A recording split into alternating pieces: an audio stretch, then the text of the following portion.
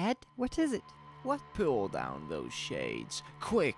Janet moved towards the window. But Do as I say. Who else is here beside you? nobody, just the twins. They're upstairs in their room. What's happened? You look so strange. Why are you home? Ed locked the front door. He prowled around the house, into the kitchen. From the drawer under the sink, he slid out the big butcher knife and ran his finger along it. Sharp, plenty sharp. He returned to the living room. Listen to me, I don't have much time. They know I escaped, and they'll be looking for me. Escaped? Who? The town has been taken over. They're in control. I've got it pretty well figured out. They started at the top, at the city hall, and the police department. What are you talking about? We've been invaded. From some other universe, you see, some other dimension. They're insects, mimicry and so... power to control minds. Your mind. My mind? Their entrance is here, in Pikeville. They've taken over. All of you, the whole town except me. We're up against an incredibly powerful enemy, but they have their limitations. There's our hope. They're limited. They can make mistakes. Janet shook her head. I don't understand, Ed. You must be insane. Insane? No, just lucky. If I hadn't been down in the basement, I'd be like all the rest of you. But I can't stand here talking. Get your coat. My coat? We're getting out of here. Out of Pikeville. We've got to get help. Fight this thing. They can be beaten. They're not infallible. It's going to be close, but we may make it if we hurry. Come on, get your coat and call the twins. We're all leaving. Don't stop the pack. There's no time for that. White-faced, his wife moved towards the closet and got down her coat. Where are we going? Ed pulled open the desk drawer and spilled the contents out onto the floor. He grabbed up a road map and spread it open. They'll have the highway covered, of course, but there's a back road to Oak Grove. I got onto it once. It's practically abandoned. Maybe they'll forget about it. The old ranch road? Good lord, it's completely closed. Nobody's supposed to drive over it. Ed thrust the map grimly into his coat. I know. That's our best chance. Now call down the twins and let's get going. Your car is full of gas, isn't it? Janet was dazed. The Chevy? I had it filled up yesterday afternoon. Janet moved towards the stairs. Ed, Call the twins. Ed unlocked the front door and peered out. Nothing stirred, no sign of life. All right so far. Come on downstairs. We're going out for a while. No, Hurry up. Get down here, both of you. I was doing my homework. We're starting fractions. Miss Parker says if you don't get this done... You can forget about fractions. Ed grabbed his son as he came down the stairs and propelled him towards the door. Where's Jim? He's coming. Jim started slowly down the stairs. What's up, Dad? We're going for a ride. A ride? Where? Ed turned towards Janet. We'll leave the lights on and the TV set. Go turn it on. He pushed her towards the set so they'll think we're... He heard the buzz and dropped instantly the long butcher knife out. Sickened, he saw it coming down the stairs at him. Wings, a blur of motion as it aimed itself. It still bore a vague resemblance to Jimmy. It was small, a baby one. A brief glimpse, the thing, hurtling at him, called, multi-lensed, inhuman eyes, wings, body still clothed in yellow t-shirt and jeans, the mimic outline still stamped on it. A strange half-turn of its body as it reached him. What was it doing? A stinger. Lois stabbed wildly at it. It retreated, buzzing frantically. Lois rolled and crawled towards the door. Tommy and Janet stood still as statues, faces blank. Watching without expression, Lois stabbed again. This time, the knife connected. The thing shrieked and faltered. It bounced against the wall and fluttered down. Something lapped through his mind, a wall of force, energy, an alien mind probing into him. He was suddenly paralyzed.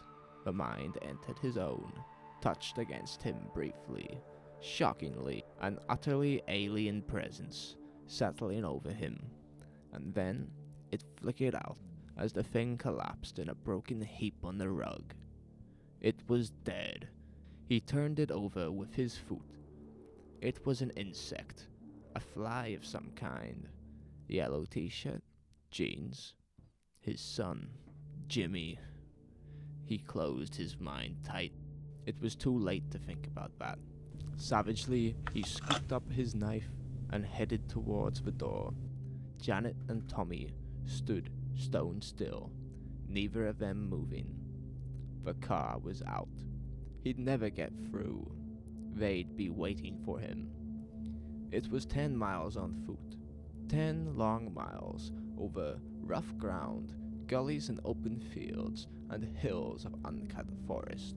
A moment later, he was on his way, hurrying swiftly through the darkness towards the edge of town. The early morning sunlight was blinding. Lois halted, gasping for breath, swaying back and forth. Sweat ran down in his eyes.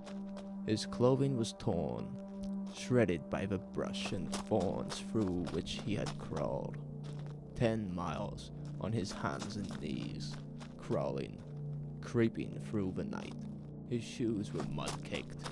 He was scratched and limping, utterly exhausted. But ahead of him lay Oak Grove. He took a deep breath and started down the hill. Twice he stumbled and fell, picking himself up and trudging on. His ears rang. Everything receded and wavered, but he was there. He had got out. A farmer in a field gaped at him. From a house, a young woman watched in wonder. Lois reached the road and turned onto it. Ahead of him was a gasoline station and a drive-in, a couple of trucks, some chickens pecking in the dirt, a dog tied with a string. The white-clad attendant watched, suspiciously, as he dragged himself up to the station. Thank God. I didn't think I was going to make it. They followed me most of the way. I could hear them buzzing and flitting around behind me. What happened? You in a wreck? A holdup? They have the whole town, the city hall and the police station. They hung a man from a lamppost. That was the first thing I saw. They've got all the roads blocked. I saw them hovering over the cars coming in. About 4 this morning I got beyond them. I knew it right away. I could feel them leave. And then the sun came up. You're out of your mind. I better get a doctor. Get me into Oak Grove. We've got to get started. Cleaning them out. Got to get started right away. They kept the tape recorder going all the time he talked. When he had finished, the commissioner snagged off the recorder and got to his feet. He stood for a moment, deep in thought. Finally, he got out his cigarettes and lit up slowly, a frown on his beefy face. You don't believe me. The commissioner offered him a cigarette. Lois pushed it impatiently away. Suit yourself. The commissioner moved over to the window and stood for a time, looking out at the town of Oak Grove. I believe you. Thank God. So you got away. The commissioner shook his head. You were down in your cellar instead of at work. A freak chance. 1 in a million. Lois sipped some of the black coffee they had brought him. I have a theory. What is it? About them. Who they are. They take over one area at a time, starting at the top, the highest level of authority, working down from there in a widening circle. When they're firmly in control, they go on to the next town. They spread slowly, very gradually. I think it's been going on for a long time. A long time? Thousands of years. I don't think it's new. Why do you say that? When I was a kid, a picture they showed us in the Bible League, a religious picture, an old print, the enemy gods defeated by Jehovah. Moloch, Belial, Beelzebub, Moab, Balin, Ashtaroth. So? They were represented by figures. Beelzebub was represented as a giant fly. An old struggle. They've been defeated. The Bible is an account of their defeats. They make gains, but finally they're defeated. Why defeated? They can't get everyone. They didn't get me, and they never got the Hebrews. The Hebrews carried the message to the whole world. The realization of the danger. The two men on the bus, I think they understood, had escaped like I did. I killed one of them. I made a mistake. I was afraid to take a chance. Yes, they undoubtedly had escaped. As you did. Freak accident, but the rest of the town was firmly in control. He turned from the window. Well, Mr. Lois, seem to have it all figured out. Not everything. The hanging man. The dead man, hanging from the lamppost. I don't understand that. Why? Why did they deliberately hang him there? That would seem simple. The commissioner smiled faintly. Bait. Lois stiffened. His heart stopped beating. Bait? What do you mean? To draw you out. Make you declare yourself, so they'd know who was under control, and who had escaped. Lois recoiled with horror. When they expected failures, they anticipated. They were ready with a trap. And you showed yourself. You reacted. You made yourself known. Come along, Lois. There's a lot to do. We must get moving. There's no time to waste. Lois started slowly to his feet, numbed. And the man? Who was the man? I never saw him before. He wasn't a local man. He was a stranger, all muddy and dirty, his face cut, slashed. There was a strange look on the commissioner's face as he answered. Maybe you'll understand that too. Come along with me, Mr. Lois. Right this way. He held the door open, his eyes gleaming. Lois caught a glimpse of the street in front of the police station. Policemen, a platform of some kind, a telephone pole, and a rope. Right this way. As the sun set, the vice president of the Oak Grove Merchants Bank came up out of the vault, threw the heavy time locks, put on his hat and coat, and hurried outside onto the sidewalk. Only a few people were there, hurrying home to dinner. Good night. The guard said, locking the door after him. Good night. He started along the street towards his car. He was tired. He had been working all day down in the vault, examining the layout of the safety deposit boxes to see if there was room for another tier. He was glad to be finished. At the corner, he halted. The street lights had not yet come on. The street was dim. Everything was vague. He looked around and froze.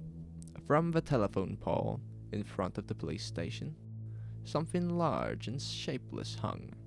It moved a little with the wind. What the hell was it? Mason approached it warily. He wanted to get home. He was tired and hungry. He thought of his wife, his kids, a hot meal on the dinner table. But there was something about the dark bundle, something ominous and ugly. The light was bad. He couldn't tell what it was. Yet it drew him on, made him move closer for a better look. The shapeless thing made him uneasy. He was frightened by it. Frightened and fascinated. And the strange part was that nobody else seemed to notice it.